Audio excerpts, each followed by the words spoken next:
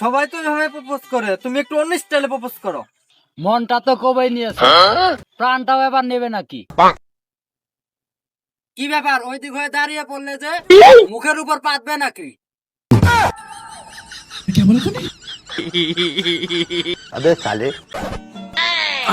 চাচা আনে ফোন দিছিলেন? আরে গেন্দা, আমি তো ঘটকের কাছে ফোন দিছিলাম, তুমি কেরা? আরে চাচা, আমি তো ঘটক। কি কও গেন্দা, তুমি ঘটক? তুমি যে ঘটক, তোমার তো কোনো নমুনাই দেখি না। আরে চাচা, এখন হইছে ডিজিটাল যুগ, আনে ঘটক কিবা করে খুঁজার চান, আমি তো ঘটক। ধুরু গেন্দা, তোমার তো পাঞ্জাবি নাই।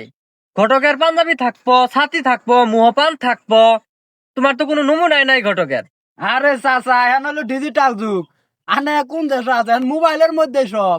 আনে কাক বিয়ে করাবেন কোন? আরে গেন্দা, আমি তো বিয়ে করার যাচ্ছিলাম আমার পুলাক। খালি আনের পোলাকে চাইলে আনে কেউ বিয়ে করাই দিয়ার পামু। কে রে, কই কি রে, বিয়ে তো তাহলে আমারই করা দরকার।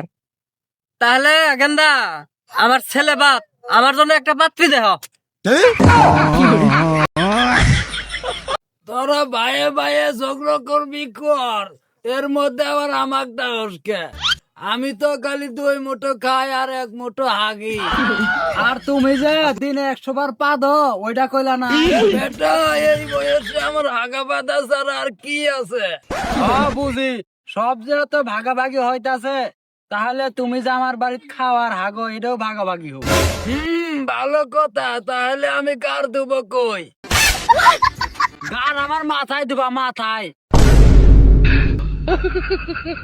বুঝছর দোস্ত, আজকে একটা বিশাল মজার ঘটনা ঘটছে।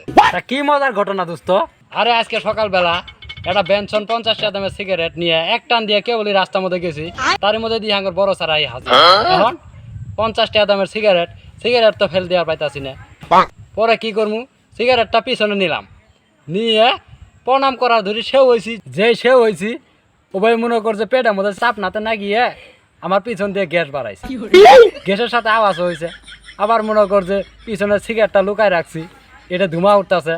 এটা নাতে দিয়ে সারে কই কি, আগের মতন ধূপকাঠি জ্বলায়ে বাদ্যযন্ত্র বাজায়ে মাথা সেও করি, কেউ আর প্রণাম করে না। এটাই যেই কইছে সারে, আমি তো হাসতে হাসতে শেষ।